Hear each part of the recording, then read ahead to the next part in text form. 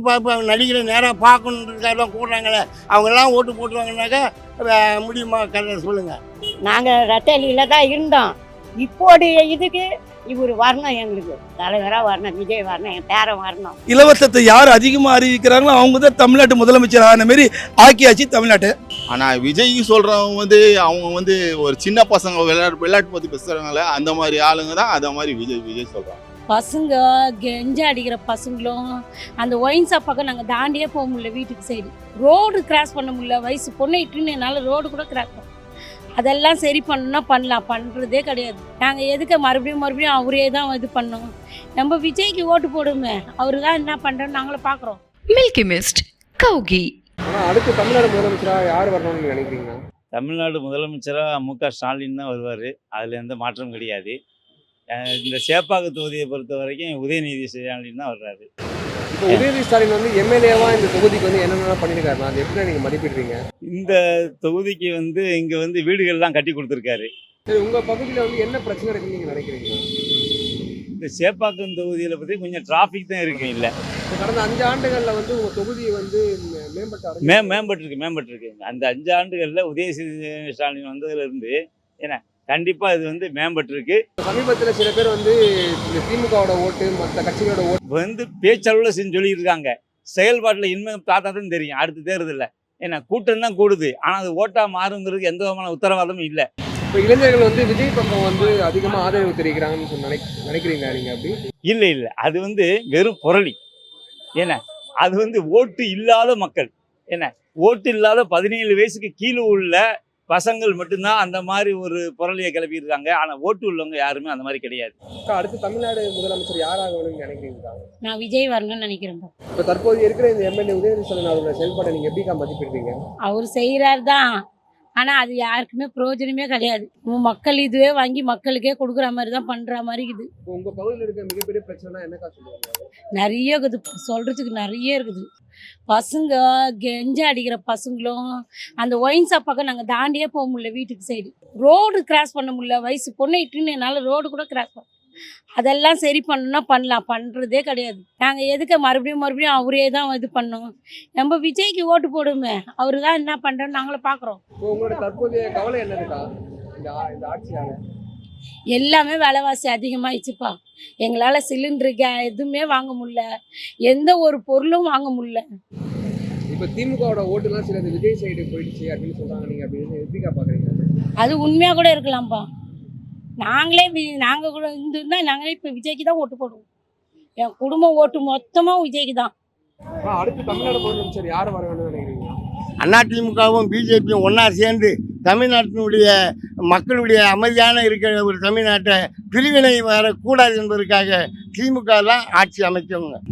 இப்போ உங்களோட தற்போதைய எம்எல்ஏ உதயநிதி ஸ்டாலின் எப்படின்னா அவர் வந்து சிறப்பான முறையில் கொரோனா டைம்லேயும் வெள்ள மழை காலங்களிலும் வந்து இப்போ தொகுதியில் சிறப்பான முறையில் என்ன செய்யணுமோ அவங்களால என்ன செய்ய முடியுமோ அதை செய்தாங்க. வந்து விஜய் பக்கம் வந்து ஓட்டுலாம் அரசியல் என்பது பல பிரச்சனை. ஒரு கடலில் மீன் பிடிக்கிற மாதிரி குட்டியில் மீன் பிடிச்சிடலாம், கடலில் போய் மீன் பிடிக்கணும்னா ரொம்ப கஷ்டம்.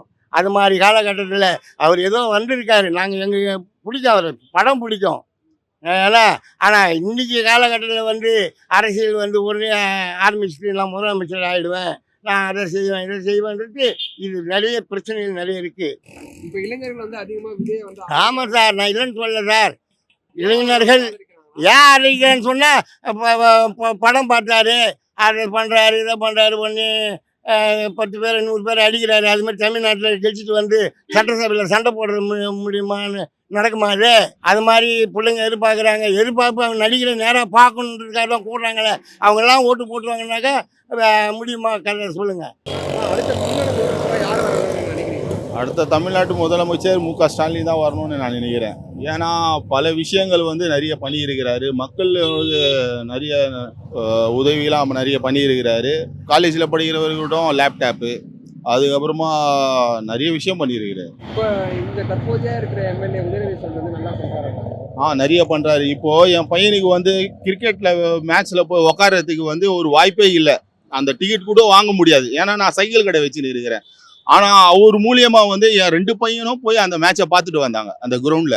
அது வந்து எனக்கு ரொம்ப சந்தோஷமாயிடுச்சு. ஏன்னா நம்மளால முடியாது. இப்போ கடந்த 5 ஆண்டுகள்ல வந்து ஒரு பகுதி வந்து முன்னேற்றம் அடைஞ்சிருக்குன்னு நினைக்கிறீங்க? ஹேண்டிகேப்னா ஒரு 1500 ரூபாய்க்கு நான் பல வாட்டி போராட்டம் பண்ணியிருக்கிறேன்.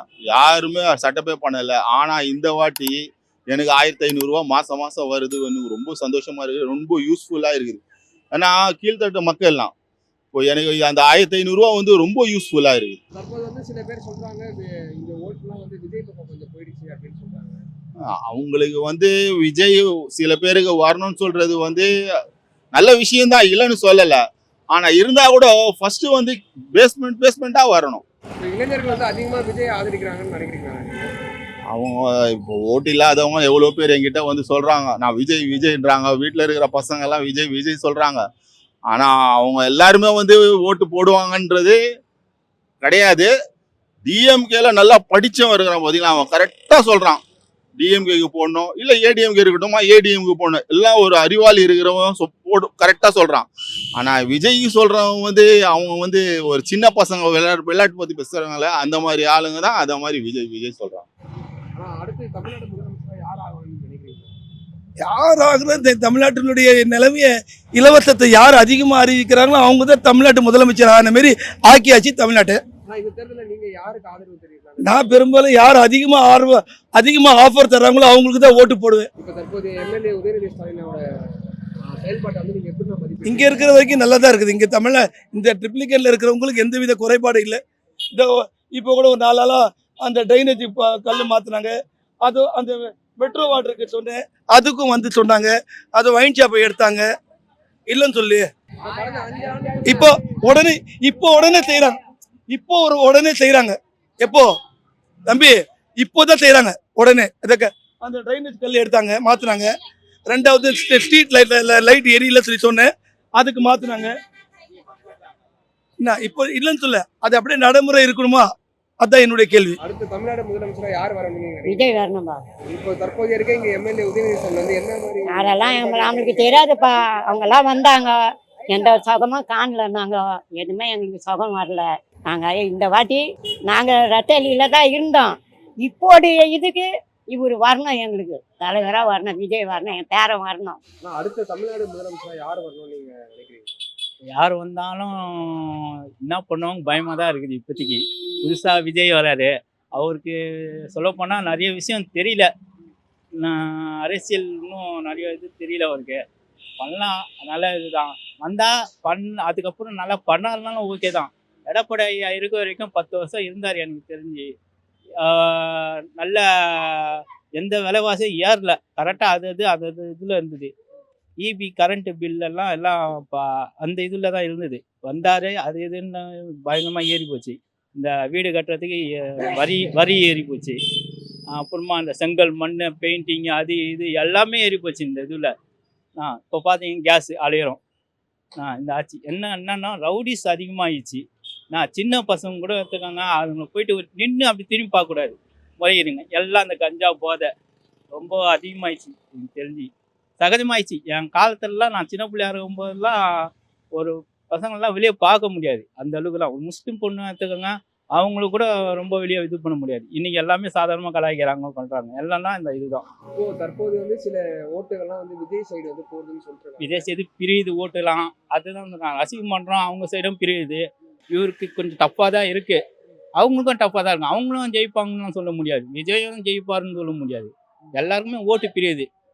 உங்கள் குடும்பத்தில் யாராவது விஜய்க்கு ஆதரவு தெரிவிக்கிறாங்க?